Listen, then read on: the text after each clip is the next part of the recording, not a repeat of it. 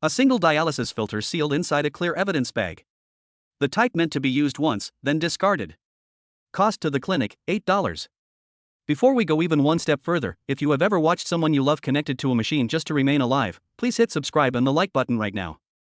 This channel is brand new, and stories like Anthony's deserve to reach millions. The bailiff's voice trembles as he reads the case. Civil Action 202-4892. Moreira vs. Alv New England Renal Associates and Richard Landon. 23 counts of aggravated assault, medical malpractice, and reckless endangerment. Anthony rises slowly, his knees unsteady. He places a photograph on the rail. He and Teresa on their wedding day, both smiling as if the future could never break. Your Honor, he begins, his voice thin from years of treatment. 4 years ago, my kidneys failed. 3 times a week, I sit in a chair for 4 hours while a machine cleans my blood. I trusted New England Renal Associates with my life. 18 months ago, they began reusing the filters. One filter passed from one patient to the next. $8 saved each time. He pauses and swallows. Now 23 of us have hepatitis C, 23 people, ages 47 to 79. Every one of us already fighting kidney failure. Hep C attacks the liver. Most of us won't survive another 5 years. My doctor says I may have 3. Teresa stands beside him, tears streaming down her face. I'm his caregiver, she says quietly. 40 years of marriage. I drive him to dialysis, hold the bucket when the medication makes him vomit, sleep in the recliner waiting for him to come home. And someone decided $8 was worth more than my husband's life. The gallery is openly weeping now. A voice in the back whispers, 23 people. Anthony lifts the evidence bag. This filter was used on patient 17, then patient 18, then me, patient 19. $8. Treatment for hepatitis C costs $95,000 per patient. That's $2,185,000 for the 23 of us. And that's only the medication, not the liver transplants we'll never receive because we're already too sick. He sets the filter down as if it's poisonous. The company owner will come in today to tell you this was smart business, that Hep C is treatable now, that insurance will cover it. He'll show spreadsheets claiming he saved $840,000 in 18 months. Anthony's voice finally cracks. I taught history for 38 years. I taught kids about greed and consequences. Today, I get to watch a man explain why $8 was worth killing 23 grandfathers and grandmothers. Judge Frank Caprio removes his glasses, pinches the bridge of his nose, then looks toward the empty defense table. Mr. Landon hasn't arrived yet, he says softly. But when he does, he will have to look every one of you in the eye and explain why $8 mattered more than 23 lives. The back doors open.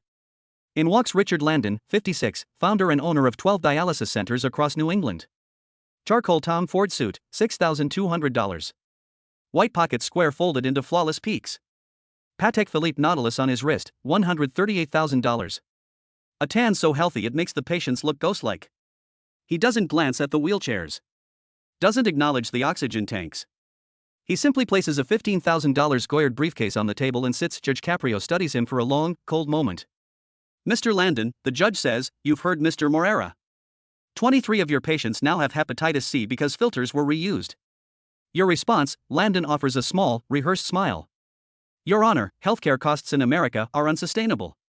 I was attempting to make dialysis affordable for everyone, the gallery gasps. Anthony Moreira grips the rail until the wood creaks. Affordable. $8. Richard Landon adjusts his Patek Philippe Nautilus, $138,000 on a good day, and stands at the defense table like a man who has never waited in line for anything. Charcoal Tom Ford suit, bespoke, $6,200. White spread collar shirt with mother-of-pearl buttons, $450. Tie the exact shade of money, knitted silk, $295. Pocket square folded into 3 perfect peaks. Shoes, John Lobb Capto Oxfords, hand-lasted in Northampton, England, $2,100. A tan earned on the deck of his yacht in Newport, not under fluorescent lights 3 times a week. He opens the $15,000 Goyard briefcase, removes a leather-bound folder, and gives the courtroom a sympathetic smile. Your Honor, he says, his voice smooth as the single malt in his home bar, healthcare in this country is broken. Dialysis costs Medicare $38 billion a year. My centers provide life-saving treatment to over 1,400 patients. We keep doors open that would otherwise close. Sometimes difficult decisions must be made to keep care accessible. Anthony Moreira's oxygen machine hisses loudly in the silence. Judge Caprio leans forward.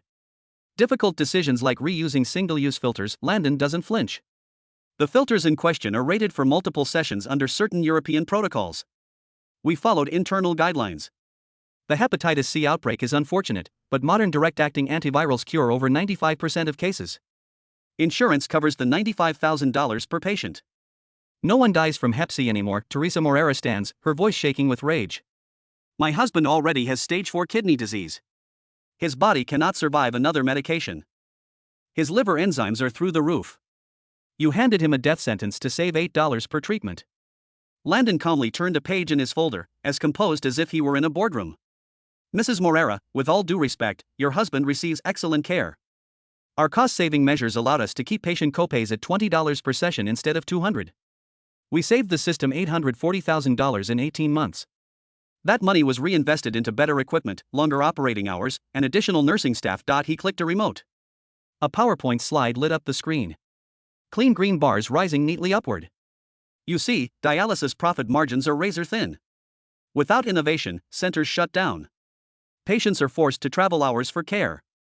Some stop treatment altogether. I made dialysis affordable. A low rumble spread through the gallery. A woman in a wheelchair whispered, affordable for who? Judge Caprio stared at the slide, then back at Landon. Let me understand this, he said quietly. You reused filters clearly marked single use only by the FDA.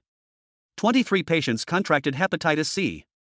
And your defense is that you were being innovative. Landon opened his hands, reasonable, almost gentle.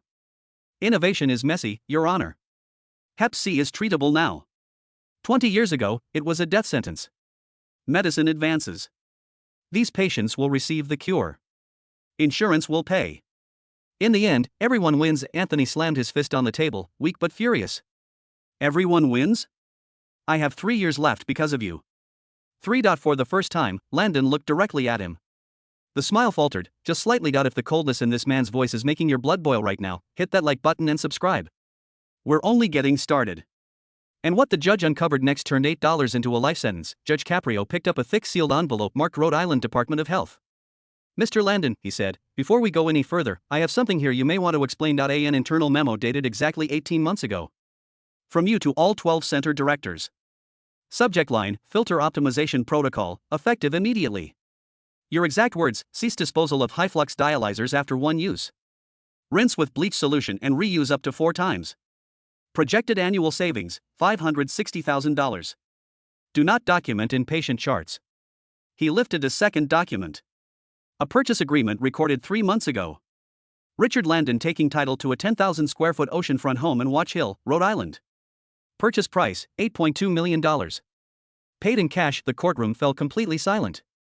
Landon's tan suddenly looked artificial. Judge Caprio held the deed high so the entire gallery could see the embossed gold seal. $8.2 million, he repeated slowly. Oceanfront. 6 bedrooms. Infinity pool. Recorded 3 months ago. Cash. Richard Landon's perfect posture cracked.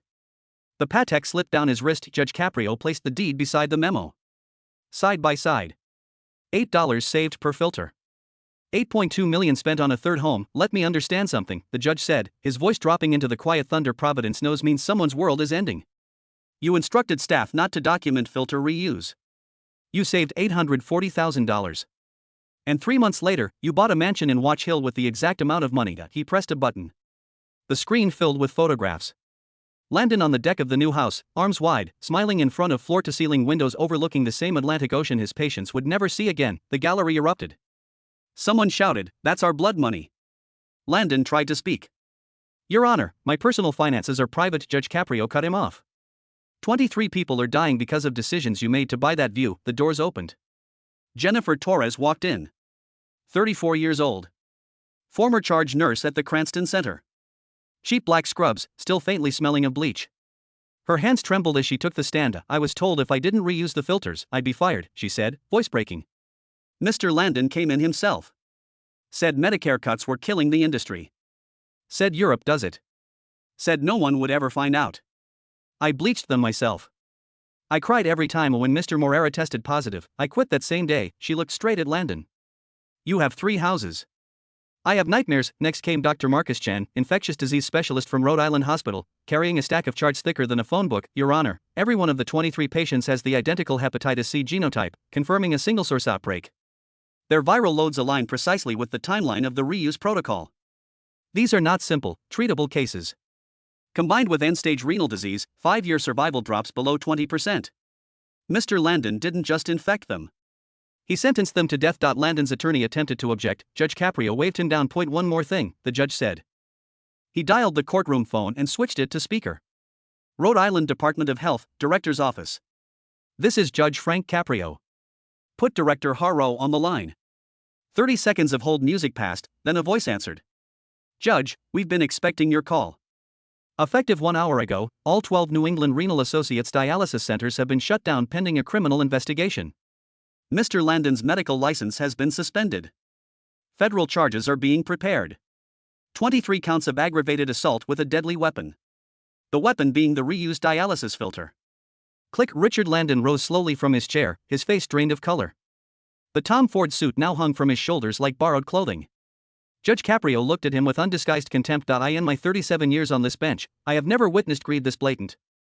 You took a life-saving treatment and turned it into a death machine so you could buy another ocean view. Rules exist to serve people, Mr. Landon. Not to be bleached and reused so you can afford a bigger house. He turned toward the marshal. Take Mr. Landon into custody. No bail. The criminal court will handle the rest. This civil judgment begins today. The handcuffs came out. Cold steel closing around a $138,000 watch. If your blood is boiling right now, good. Stay with us, because what happened next delivered justice to 23 people who were already dying. The marshal snapped the cuffs around Richard Landon's wrists, the sharp click echoing through the courtroom like a gavel. The Patek Philippe Nautilus scraped against the metal as his arms were pulled behind his back. Judge Frank Caprio waited for the sound to fade, then delivered the ruling everyone had come to hear. Richard Landon, on the 23 civil counts before this court, judgment is entered for the plaintiffs in the amount of $100 million. Every asset of New England Renal Associates, every dialysis center, every patent, every offshore account is seized immediately and placed into the Rhode Island Dialysis Victims Trust. That $100 million will fund lifetime hepatitis C treatment, liver monitoring, transplants if any of you survive long enough, and financial compensation for every affected family. Anthony Morera collapsed against Teresa, sobbing openly. Landon tried once more. Your Honor, 20 years, Judge Caprio finished for him. That's exactly what you're getting.